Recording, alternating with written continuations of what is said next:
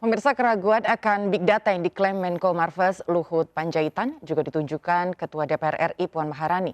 Menurut Puan, PDI Perjuangan punya data lain yang sama sekali berbeda dengan klaim Luhut. Usai menghadiri rapat paripurna DPR RI Selasa kemarin, Puan mengklaim PDIP memiliki data sendiri. Puan juga memastikan wacana penundaan pemilu tidak bakal bersambut dan pemilu 2024 berjalan sesuai jadwal.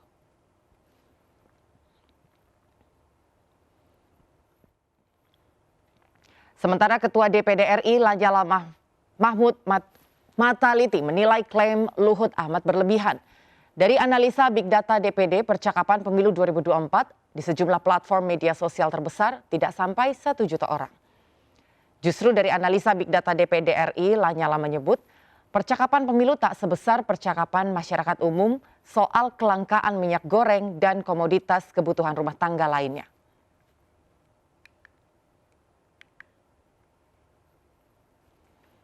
Pemirsa, kita kembali melanjutkan dialog dengan peneliti Perludem Fadil Rahmadanil dan juga politisi PAN Rizky Aljupri.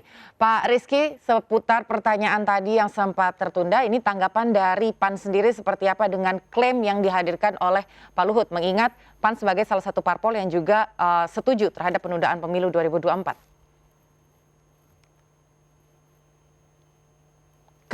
Ya, suaranya nggak kedengeran, Pak?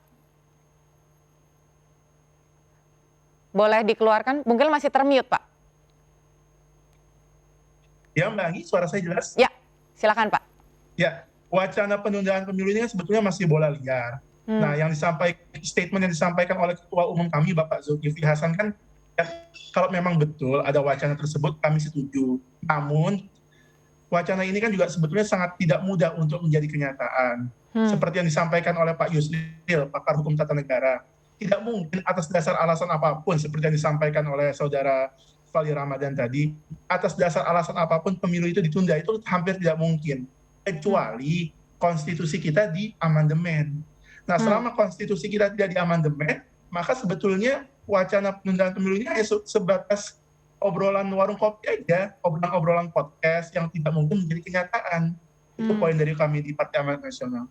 Nah, kalau sekedar setuju saja, masa nggak boleh? Kan ini kan dunia iklim demokrasi kan, setuju tidak setuju ya masih dalam batas wajar gitu.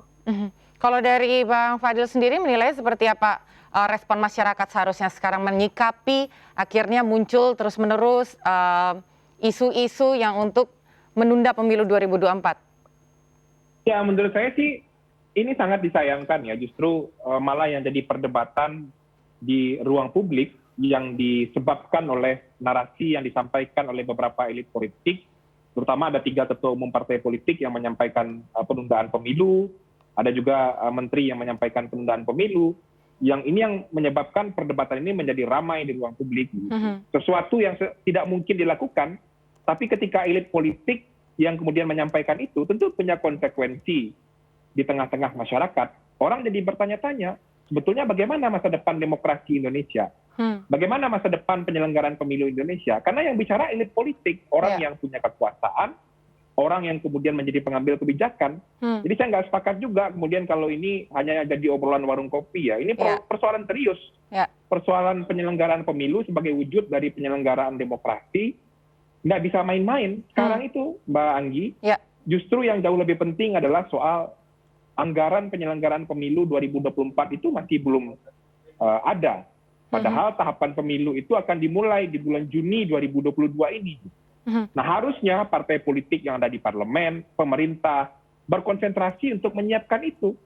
Karena kalau kemudian ini tidak disiapkan segera, tahapan pemilunya bisa terganggu, yang dampaknya juga nanti akan memiliki dampak ikutan dari tahapan pemilu yang akan berjalan lagi di tahun 2023 dan tahun 2024. Bukannya anggaran pemilu sudah disepakati, Pak?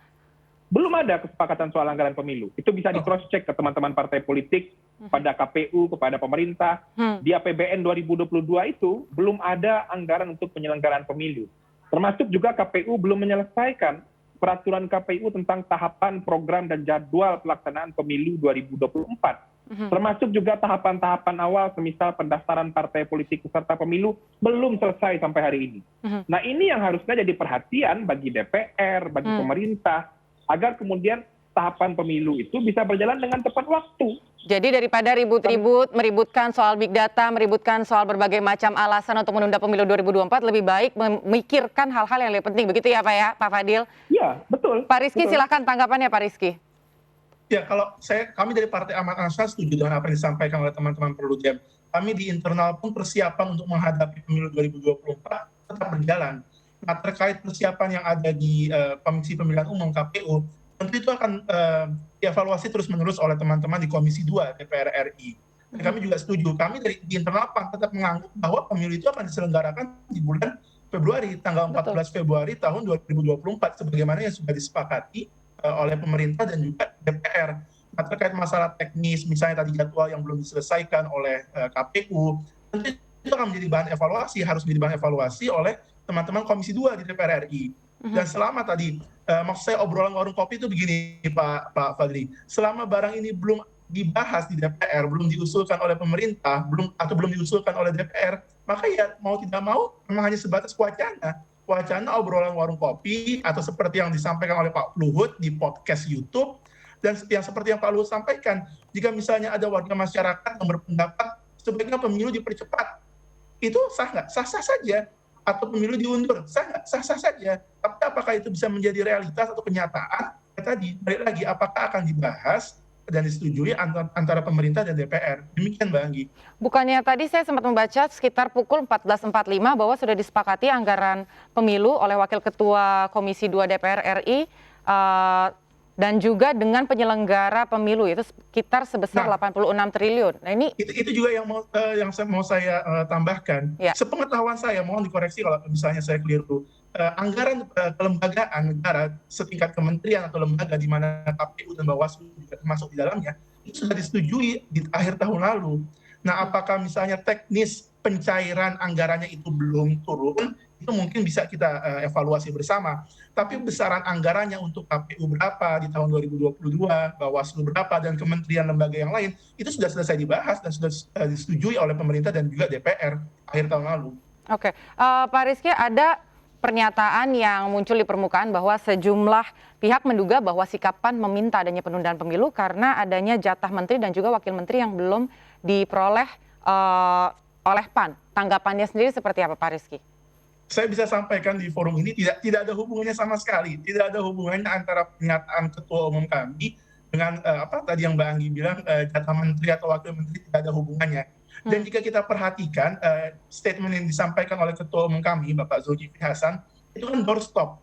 Jadi di lobi gedung DPR MPR, itu saya ingat betul, hari Jumat Pak Zul diwawancara di lobi, didatangi oleh para wartawan yang sehari-hari memang bekerja di DPR, lalu ditanya soal wacana penundaan pemilu yang disampaikan oleh Ketua Umum PKB, Caimin, dan juga Ketua Umum Golkar beberapa hari sebelumnya. Jadi sebetulnya masih obrolan santai aja, bukan di dalam forum resmi, di dalam sebuah sidang DPR atau konferensi pers, bukan. Itu sekedar doorstop. Pak Zul ditanya oleh teman-teman wartawan terkait wacana penundaan pemilu.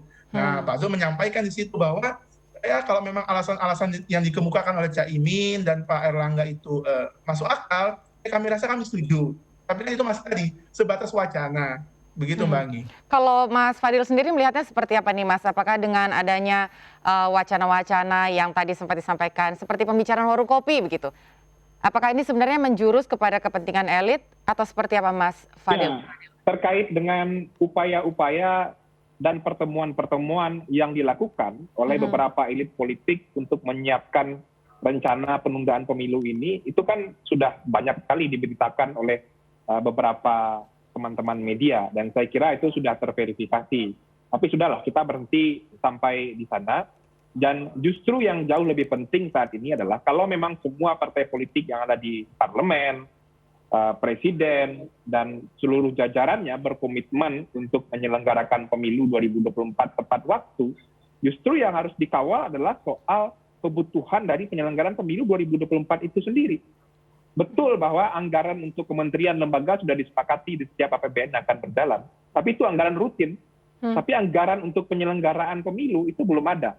Kalau Bapak tadi mungkin ada rapat siang tadi dengan Komisi 2 DPR, nanti mungkin bisa mendapatkan informasi yang jauh lebih utuh kita ya. Karena seingat saya masih ada pembahasan soal berapa besaran anggaran yang akan dipergunakan untuk penyelenggaraan pemilu, masih terdapat perbedaan pendapat antara DPR, pemerintah dengan KPU. Tapi mudah-mudahan ini bisa segera selesai. Termasuk juga beberapa regulasi teknis yang harusnya sudah dituntaskan oleh KPU. Karena sekarang sudah pertengahan bulan Maret misalnya, dan tahapan paling awal itu kan pendaftaran partai politik peserta pemilu. Nah, itu tahapannya kalau kita lihat draft rancangan peraturan KPU tentang tahapan program dan jadwal penyelenggaraan pemilu 2024 itu akan dimulai di bulan Juni 2022 ini. Gitu. Nah, bagaimana peraturan itu bisa segera diselesaikan, kemudian diundangkan, disosialisasikan kepada partai politik, disosialisasikan kepada masyarakat, apalagi akan ada perbedaan mekanisme atau ada perbedaan pendekatan pendaftaran partai politik kan di tahun 2024 ini. Parpol di parlemen misalnya tidak akan diverifikasi lagi secara faktual. Partai politik baru dan partai politik yang belum punya fungsi di parlemen akan diverifikasi secara faktual. Nah, itu bagaimana mekanisme verifikasi dan penelitian administrasinya, itu kan juga harus didesiminasikan secara meluas kepada partai, kepada publik, yang membutuhkan waktu sebetulnya. Betul. Termasuk juga ada sistem informasi partai politik untuk bagian pendaftaran partai itu kan juga harus diuji cobakan, dipastikan sistemnya kuat, servernya kuat, tidak down, tidak mendapatkan persoalan ketika pendaftaran parpol itu dilakukan. Itu kan butuh waktu. Betul. Nah, menurut saya akan jauh lebih penting jika energi kita, baik dari parpol, pemerintah, dan KPU, serta civil society, difokuskan untuk mengawal itu. Baik, yang terakhir, Pak Rizky, sudah seberapa siap dari PAN sendiri untuk mengikuti berbagai macam mekanisme dan rentetan-rentetan untuk memasuki pemilu 2024? Kalau kata Ketua Umum kami, pemilu besok pun kami siap, Mbak Anggi. Jadi kalau pemilu dimajukan pun kami siap. Tapi kan kita tentu ikut jadwal yang sudah disepakati oleh pemerintah dan DPR, yaitu 14 Februari 2024. Tadi yang disampaikan oleh teman-teman Perludem itu masukan yang sangat bagus, saya kira ya. Itu bisa jadi bahan evaluasi antara Komisi 2 DPR RI dengan KPU dan juga Bawaslu, agar tahapan itu bisa berjalan sesuai rencana yang sudah disepakati. Begitu, Mbak Anggi. Baik, semoga semua tahapan pemilu 2024 yang akan dimulai per Juni 2022 ini juga bisa berjalan dengan baik dan bisa berjalan dengan lancar. Terima kasih Pak Fadil dan juga Pak Rizky untuk waktunya. Terima kasih Mbak Anggi, Mas Selamat Fadli. sore. Yo, mari selamat sore. Pemirsa, pemilih milenial memiliki peranan penting dalam menentukan arah politik di pemilu 2024. Sebagai pemilih terbanyak di Indonesia, para pemilih muda ini perlu mengenal partai politik dan tokoh-tokoh politik lewat hasil survei yang kredibel dan terpercaya.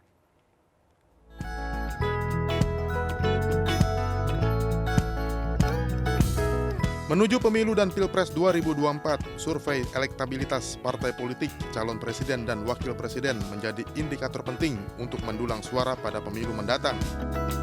Survei menjadi referensi bagi masyarakat, terutama kaum milenial, untuk memilih partai politik dan tokoh dalam pemilu dan Pilpres 2024. Hal ini menjadi bahasan utama webinar Partai Perindo bertajuk Survei Politik dan Pemilu 2024. Nah, survei juga sebagai pendidikan politik, teman-teman. Pendidikan politik ini khusus cocok sekali ini bagi pemilih pemula seperti Nisa ya, pemilih pemuda gitu kan. Mereka yang tidak tahu sama sekali siapa kira-kira calon presiden, dengan adanya lembaga survei, akhirnya mereka tahu deh kira-kira siapa calon presiden yang akan mereka usung. Karena ini sebagai referensi, teman-teman. Survei politik sangat penting dalam konteks demokrasi hari ini, dan survei juga menjadi variabel penting juga dalam dukungan-dukungan politik yang diberikan oleh partai politik dengan rekomendasinya sebagai syarat maju dalam dukungan di KPUD. Para pemilih pemula juga memiliki harapan terhadap partai politik, khususnya Partai Perindo. Integritas, anti korupsi, dan berpihak kepada masyarakat menjadi hal yang harus diwujudkan. Saya berharap sebuah partai politik dapat menjalankan politik yang sehat dan juga bersih, yang membuat masyarakat kembali percaya kepada sebuah kelembagaan ataupun partai politik. Melalui webinar ini, Partai Perindo sebagai partai modern dan inklusif mengajak para generasi muda untuk berperan aktif pada pemilu 2024 dengan menggunakan hak pilihnya. Para peserta yang beruntung dalam webinar ini juga berhak mendapatkan e-voucher belanja dari Partai Perindo. Tim Liputan iNews melaporkan.